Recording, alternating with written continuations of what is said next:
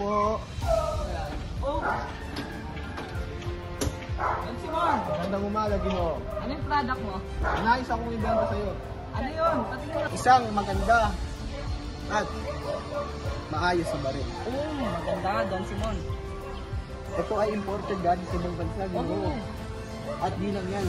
May sasama na rin akong silent set para sa'yo. Oo, libre na yan, Don Simon. Libre na, Ginoo. Yan. Basta kung mo lang.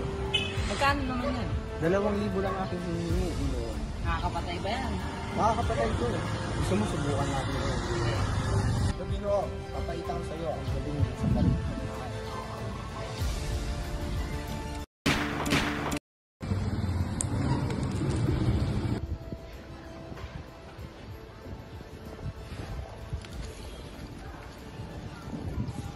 Nagbebenta daw dito ng mga good item.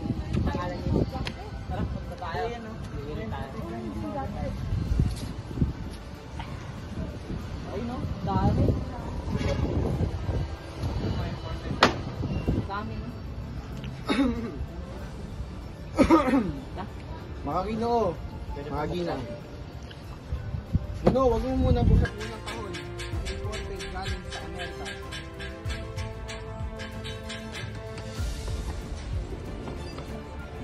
Pangalawang kahon na imported galing rin sa Amerika. Wow. Ang pangatlong kahon na imported galing sa Britain.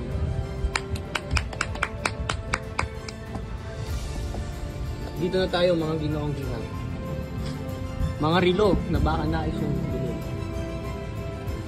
Ang pang-apat na kahon na galing imported pa sa Espanya. Ang pang-limang kahon na imported sa Espanya rin. Pang-anim na kahon na imported sa Espanya rin.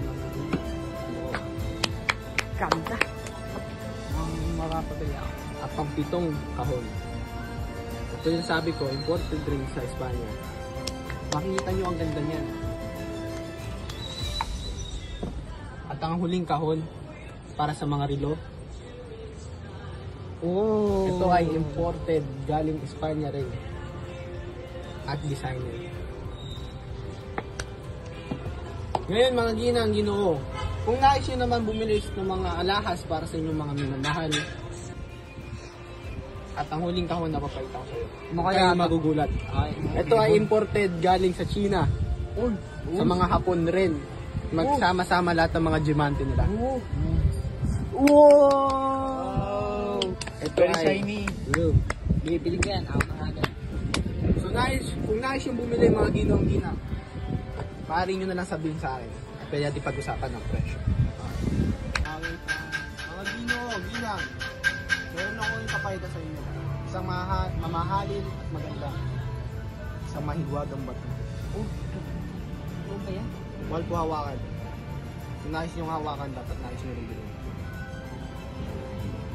Isa to sa pinaka-rare na bato na hindi minsan mo lang makita sa inyong buhay.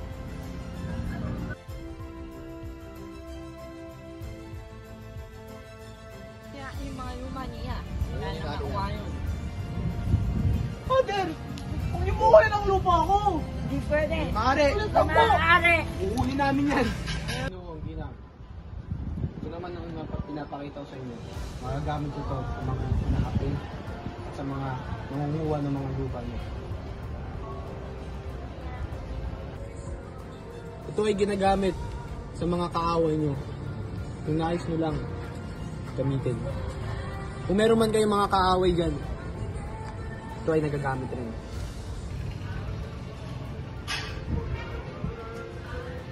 No. May mga binibenta ka bang mga alahas dyan? Dito, nabili na po yan ng mga anak ko. Naghahanap ako ng mga alahas. Asan po ang lakit? Lakit ni Maria Clara? Opo, isang magandang lakit na galing Esmeralda. Sinuot po siya ng kaibigan ko si Maria Clara. Oo nga, saan yung lakit? Sandali lang po.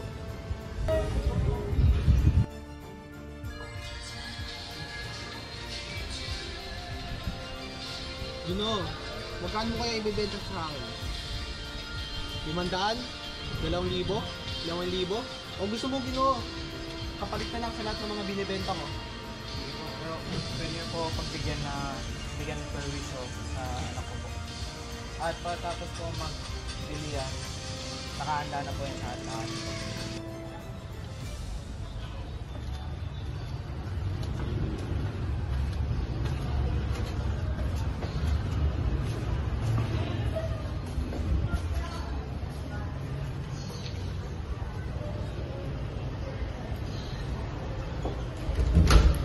Bakit sa araw na ito pa hinubaran ako ng dignidad ng mga may kapangyarihan?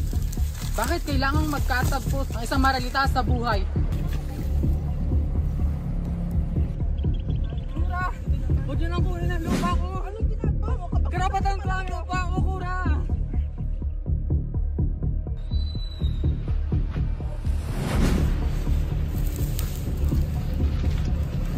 Maliit lang ito, pero alam mo bang nakapagpasabog ito ng ulo? Tiyak na tatamaan ka, kahit gaano pa kalayong kinaroroonan mo.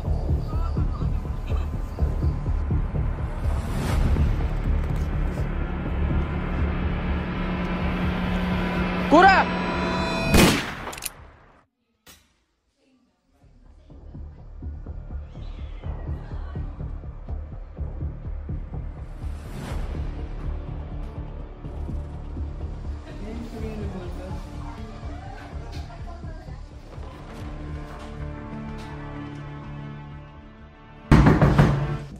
Oh, ba't kayo nandito? Pinapunta kami dito ni General para mahanap si Talis. Kasi merong sinabi na nagkagulo, tumahat ng umaga. May nangyari ring nagpatayan doon sa kabilang baryo kagabi. Wala kaming kinalaman dyan. Kung sa inyo, malis na lang kayo dito. Pasukin nyo!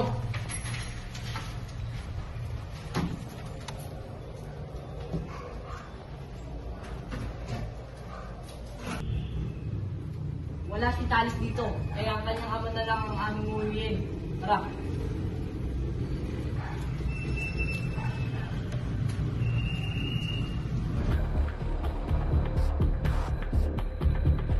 Ginoo, patawad sa aking kapangahasan.